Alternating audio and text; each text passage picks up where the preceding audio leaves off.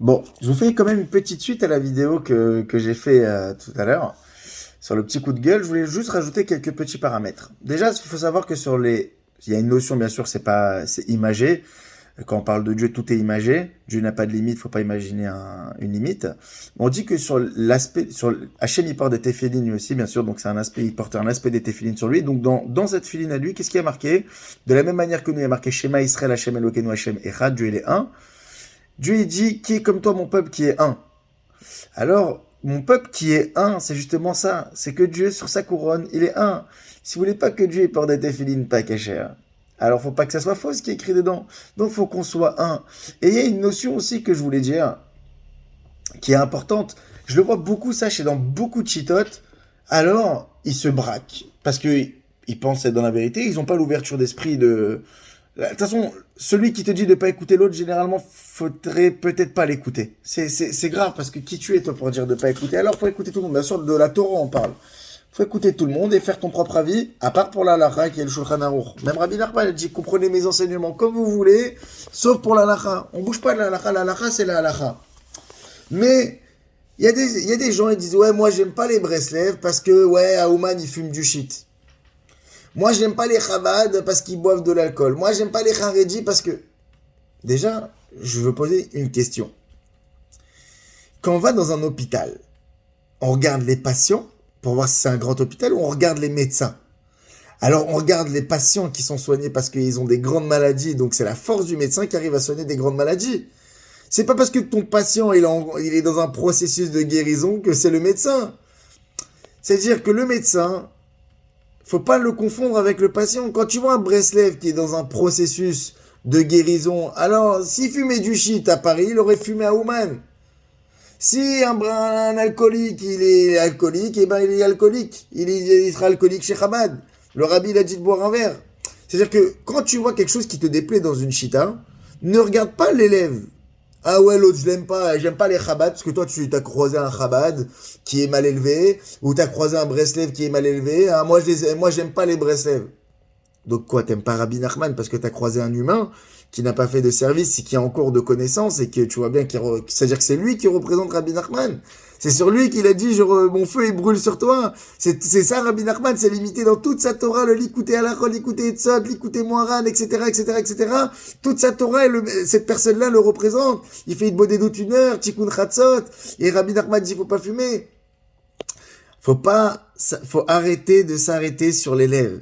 Quand tu veux voir si quelque chose t'es contre ou pas, déjà, regarde pas l'élève, va voir dans ce qui est marqué. Et si tu vois que Rabbi Nachman lui aussi dit de fumer du shit, Aouman Rosh Hashanah, alors là, peut-être qu'on va discuter, mais comme tu trouveras jamais ça, c'est que forcément, tu t'es fait un a priori par rapport aux élèves. Donc aussi, d'arrêter de juger les tzadikim, ah, j'ai vu ça. Faut pas regarder tout ça, faut regarder direct dans les livres et se faire son propre avis. Tu verras que tout s'imbrique. Et que c'est comme les marloquettes. Et à l'époque que je disais à un Farbreggen, on parlait beaucoup des mitnagdim dans un Farbreggen. Et une fois, tu sais, j'ai dit quoi? J'ai dit, mais les mitnagdim, ils n'existent plus vraiment. Avant, les mitnagdim, c'était des gens, à l'époque du Gaon de Vina, qui connaissaient toute la Torah Kula et toute la Kabbalah, qui rentraient en marloquette contre le Baal Shem Tov parce que sur des divergences sur un point. D'ailleurs, il paraît qu'il y a une divergence. Toute la marloquette, elle est survenue sur un point. Alors, c'est vrai que si tout est vrai, alors si une chose est fausse, tout est faux. Mais eux, ils venaient sur une marloquette que nous, on n'est plus dessus. Alors il y en a qui disent, ah, les mitnagdim, ceux qui sont contre la chassidoute. Mais il n'y a plus de gens qui étaient mitnaged comme aujourd'hui. Avant le mitnaged d'avant, il avait toute la Torah, il rentrait contre quelque chose. Aujourd'hui, le mitnaged, c'est juste un tocard qui n'a pas de connaissances et que tu vas lui demander alors qu'est-ce qui a marqué dans Rabbi Nachman, il connaît pas.